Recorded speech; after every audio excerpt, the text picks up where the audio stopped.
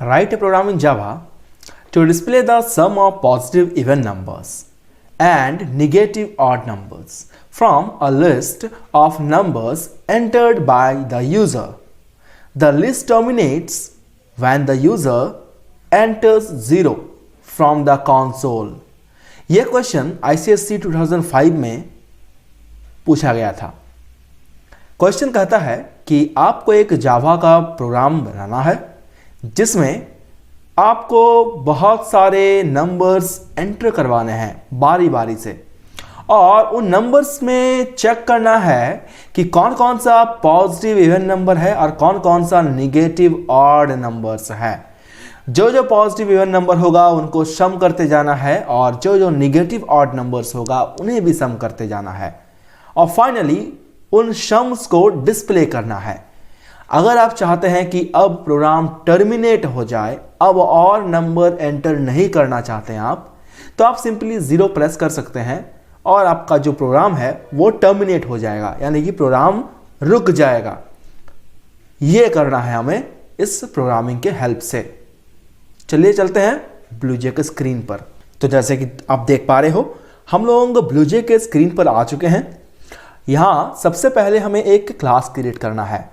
Class का नाम suppose कर ले डाल देते हैं रिजल्ट। रिजल्ट नाम का हमारा क्लास होगा और इस क्लास को डबल क्लिक करके हम ओपन कर लेंगे। Ctrl+A and backspace. इससे अननेसेसरी मटेरियल्स डिलीट हो जाएंगे। सबसे पहला काम हमारा होगा इंपोर्ट करना जावा के एक कीवर्ड का जिसे हम कहते हैं यूटिल, और ये एक एक्चुअली पैकेज है, डॉट स्कैनर क्लास। फिर हमें अपना खुद का क्लास क्रिएट करना है जो कि हम ऑलरेडी क्रिएट कर चुके हैं, रिजल्ट। इसके बाद होता है public static void main and string args। आप चाहे तो इस प्रोग्राम को आईओ पैकेज के हेल्प से भी बना सकते हैं। आईओ पैकेज को कैसे यूज करते हैं इसके बारे में हमने ऑलरेडी एक सेपरेट वीडियो बना रखा है, आप प्लेलिस्ट में जाकर चेक कर सकते हैं, और उसके अलावा लिंक डिस्क्रिप्शन बॉक्स में है, जाकर चेक कर सकते हैं। स्कैनर क्लास का सबसे पहले हमें एक ऑब्जेक्ट क्रिएट करना होगा। Scanner sc is equal to new scanner, bracket में रहता है system डॉट इन। तो ये तो हमारा बेसिक काम हो गया खत्म। अब सबसे पहले हम कुछ वेरिएबल्स को ले लेते हैं, जैसे इंटीजर टाइप का वेरिएबल लेंगे n, जो कि हमारे नंबर को एंटर करवाने के काम आएगा। तो इनिशियलाइज कर देते हैं n को 1 के साथ, ताकि कोई अननेसेसरी डेटा इसके अंदर में स्टोर ना हो जाए। और एक वेरिएबल चाहिए se नाम का ले लेते हैं, sum of even number equal to 0, comma so ले लेते हैं, sum of odd number equal to 0। All right. इसके अलावा अगर कोई वेरिएबल्स का रिक्वायरमेंट होगा तो हम आगे उसको डिक्लेयर करेंगे। अब हम लोग यूज करने वाले हैं व्हाइल लूप। व्हाइल में हम कंडीशन एंटर करेंगे कि n is not equal to 0, and इसके अंदर हम चेक करेंगे, लेकिन चेक करने के पहले हम वैल्यू को एंटर करेंगे, यानी कि हम जो नंबर का सम निकालना चाहते हैं इवन और ऑड का, उसे हम पहले एंटर करेंगे। उसके लिए हमें एक मैसेज डिस्प्ले करना होगा system.out.println इस स्टेटमेंट के साथ। Enter 0 to end, enter 0 to end, और enter any other number to continue. Alright, हमने ये मैसेज दे दिया। यूजर देखेगा इस मैसेज को तो कुछ समझ में आ जाएगा कि अगर मुझे कंटिन्यू सम निकालना है तो मैं कुछ भी नंबर डालूं 0 के अलावा, और अगर मुझे टर्मिनेट करना है तो मैं 0 एंटर करूंगा। तो n equal to sc dot next int, इस स्टेटमेंट के हेल्प से हम डेटा को एंटर करवाएंगे। इसके बाद हमारा चेक होगा कंडीशंस कि if n is not equal to 0, if n is not equal to 0, अगर मेरा n 0 के बराबर ना हुआ तो हमें काम को आगे बढ़ाना है। क्योंकि देखो यहां पर जो यूजर नंबर डालेगा मुझे तो नहीं पता कि ये नंबर कौन सा है, 0 है कि कोई और नंबर है, जावा को इसको नहीं जानता। इसीलिए सबसे पहले तो यहाँ पर चेक करना होगा कि मेरा नंबर जो एंटर किया गया है वो 0 है या कुछ और है। तो चलो अब हम यहाँ पर चेक तो कर लिए हैं। इसके बाद अगेन एक कंडीशन चेक होगा अंदर में कि if n is greater than 0, n is greater than 0, greater than 0। ये क्यों चेक कर रहे हैं? क्योंकि हमारा नंबर को पॉजिटिव या निगेटिव इस बात का पता लगाने के लिए ये कंडीशन डालना पड़ेगा। फिर हम लोग चेक करेंगे n mod 2 double equal to 0, ये इवन है कि नहीं इसको पता करने के लिए। यानी कि मेरा जो क्वेश्चन था वो पॉजिटिव और इवन दोनों के लिए था, तो इसीलिए मुझे पहले पॉजिटिव चेक करना होगा और फिर इवन चेक करना होगा। जैसे ये चेक हो जाएगा अंदर में हम सम फाइंड कर लेंगे। तो जब कोई नंबर 2 से डिवाइड हो जाता है तो वो ऑड नहीं इवन होता है, तो ऐसी लेंगे, ऐसी इक्वल टू ऐसी प्लस एन, डेफिनेटली ये करेंगे हम लोग। और इसके बाद ब्रैकेट में हम लोग लिखेंगे एल्स। अगर ऐसा कंडीशन ना हुआ तो क्या होगा? तो तुम एल्स लगा के भी काम कर सकते हो, या फिर यहां पर तुम इफ को फिर से यूज कर सकते हो कि if n is less than 0 and n mod 2 not equal to 0, तुम ये भी कर सकते हो। और फिर इसके बाद हम लिख सकते हैं कि s ऑफ o यानी कि so equal to so plus n यानी कि sum of odd numbers. Definitely ये तो होगा जब मेरा n का वैल्यू 0 के बराबर नहीं होगा तब।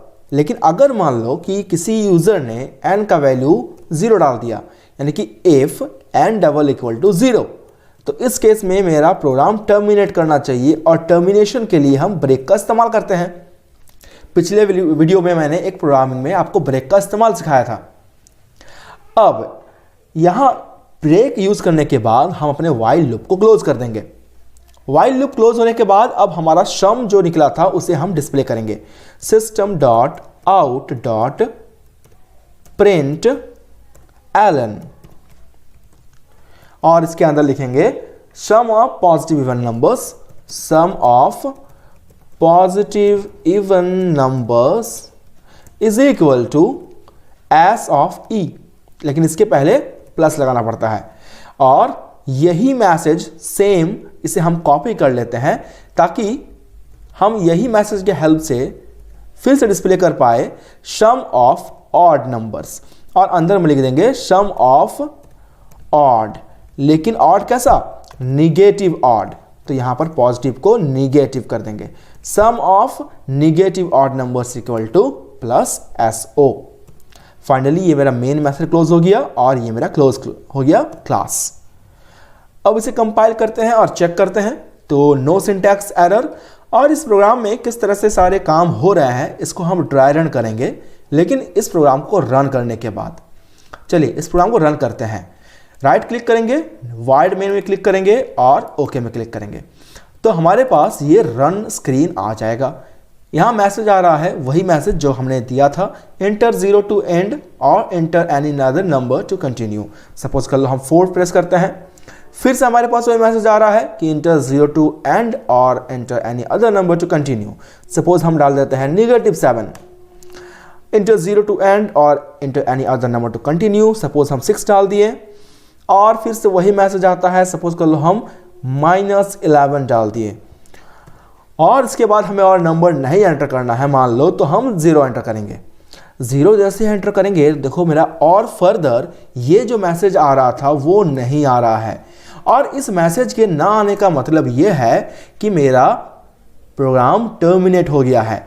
और लास्ट में मुझे सम ऑफ पॉजिटिव इवन नंबर्स, तो पॉजिटिव इवन नंबर है 6 एंड 4, वो डिस्प्ले हो गया, और negative odd number that is -11 and -7 that is -18 ये डिस्प्ले हो गया। तो यहां तक तो आपको समझ में आ गया होगा। अब हम लोग देखेंगे इस प्रोग्राम का बैकग्राउंड प्रोसेस को, यानी कि हम इसका ड्राई रन देखने वाले हैं। जब ये प्रोग्राम स्टार्ट होगा तो सबसे पहले यहाँ पर स्कैनर क्लास का ऑब्जेक्ट क्रिएट होगा, और उसके बाद कुछ वेरिएबल डिक्लेरेशंस हैं, जैसे कि वेरिएबल में सबसे पहला हमारा है n1 नाम का वेरिएबल जिसका वैल्यू इनिशियली 1 है, और कुछ वैल्यूज़ हैं हमारे पास, जैसे कि SE जिसका वैल्यू हमारा 0 है और SO जिसका वैल्यू हमारा 0 है। तो ये इनिशियली ये वेरिएबल्स का डिक्लेरेशन यहाँ पर हो रहा है। और उसके बाद हम अपने लूप को स्टार्ट कर रहे हैं। लूप हमारा है वाइल लूप। तो वाइल लूप में हम सबसे पहले कंडीशन डाल रहे हैं कि अगर मेरा n का वैल्यू नॉट इक्वल टू 0 रहे तब तक ये लूप वर्क करेगा। लेकिन जैसे ही ये लूप में n का वैल्यू 0 मिल जाएगा वैसे ये लूप काम करना बंद कर देगा। उसके बाद अंदर में एक मैसेज डिस्प्ले हो रहा है, इंटर 0 टू एंड और inter any other number to continue. तो ये तो आपने रन करने टाइम पर देख ही लिया है। सपोज कर लें कि हम इस n के अंदर में इनिशियली इस n के अंदर में स्टोर कर रहे हैं 10। जैसे 10 स्टोर करेंगे तो वैसे ही यहाँ पर चेक होगा कि क्या मेरा n का वैल्यू 0 के बराबर नहीं है। यहाँ पर चेक होगा कि if n का value that is 10 is not equal to 0, तो डेफिनेटली ये ट्रू है। और इसके ट्रू होने पर अंदर में जो इफ कंडीशन है ये एग्जीक्यूट करेगा। तो इस इफ कंडीशन के अकॉर्डिंग सबसे पहले चेक होगा क्या 10 बड़ा है 0 से, डेफिनेटली बड़ा है। फिर चेक करेंगे कि क्या 10 mod 2 डबल इक्वल टू 0 होता है, डेफिनेटली होता है। तो इस केस में SE यानी sum of even number equal to हो जाएगा SE प्लस n। तो SE का वैल्यू है हमारे पास शुरू में 0, तो 0 प्लस n का मेरा वैल्यू है 10, तो n का वैल्यू 10, तो SE का वैल्यू हो गया 10। अगेन क्या होगा, अब मेरा कंट्रोल इसके पास नहीं जाएगा, सीधा मेरा कंट्रोल आएगा नीचे। तो इसके बाद मेरा कंडीशन आ जाएगा इस वाले ब्रैकेट के पास। ये ब्रैकेट फिर से भेज देगा इसे वाइल लूप के पास। वाइल लूप में हम चेक करेंगे कि क्या n का वैल्यू नॉट इक्वल टू 0 है, राइट। तो n का वैल्यू तो 0 हमारा नहीं है। यहां पर फिर से दोबारा ये लूप के अंदर आएगा डेफिनेटली, क्योंकि n का वैल्यू 10 है ना मेरे पास। तो इसका मतलब फिर से लूप एग्जीक्यूट करेगा। फिर से मुझे n का वैल्यू प्रोवाइड करने के लिए बोला जाएगा, मान लो मैं डालता हूं -5।